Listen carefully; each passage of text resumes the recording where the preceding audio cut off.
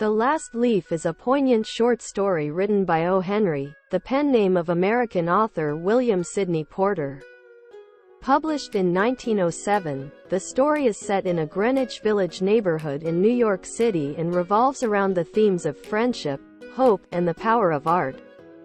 In a small, shabby apartment building in Greenwich Village, two young women, Sue and Johnsy, share a cozy studio apartment. Sue is a talented artist, and Johnsy is a young woman battling a severe case of pneumonia. The story begins in late autumn when the leaves have fallen from the trees, and the weather is growing colder. Johnsy has fallen ill, and her spirit seems to have waned along with the falling leaves. She believes that when the last leaf falls from the vine outside her window, she will die. Sue, who is deeply concerned about her friend's deteriorating health, seeks help from their neighbor, an elderly artist named Behrman. He is known in the neighborhood for his gruff exterior but is actually a kind-hearted and artistic soul. Sue explains Johnsy's obsession with the last leaf and how it's affecting her will to live.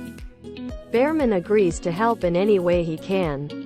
Despite their efforts to keep Johnsy's spirits up and create a more positive environment, her obsession with the falling leaves persists. She watches as one by one, the leaves on the vine outside her window succumb to the harsh weather and fall to the ground. With each leaf that falls, Johnsy becomes more convinced that her end is near. One evening, as the weather takes a turn for the worse, Sue and Johnsy notice that just one lone leaf remains on the vine. Johnsy is convinced that her death is imminent, as she believes that the last leaf will soon fall. Sue, desperate to save her friend, goes to Behrman and asks for his help once again. She pleads with him to paint a leaf on the wall to replace the real one, hoping that this will give Johnsy the hope she needs to recover. Behrman, who has longed for recognition as an artist throughout his life, reluctantly agrees to help. He sets up his easel and carefully paints a single green leaf on the wall outside Johnsy's window, mimicking the appearance of the real one. He works diligently through the night, despite the harsh weather, to complete the task. Meanwhile, Sue continues to care for Johnsy, who is growing weaker with each passing day. She watches the lone leaf outside the window and hopes that it will stay on the vine until Johnsy is well again. She realizes the immense importance of this leaf in keeping Johnsy's will to live alive. As the story unfolds, Behrman's sacrifice becomes clear. He has always wanted to create a masterpiece but has never achieved recognition in the art world. In painting the leaf to save Johnsy, he has, unknowingly, created his own masterpiece, an act of selfless love and compassion. Tragically, Behrman catches pneumonia from being outside in the cold, damp weather while painting the leaf. He becomes seriously ill and is bedridden. Sue and Johnsy are unaware of his condition, as they are preoccupied with Johnsy's own illness and the leaf on the wall. One morning, Sue realizes that Johnsy is showing signs of improvement.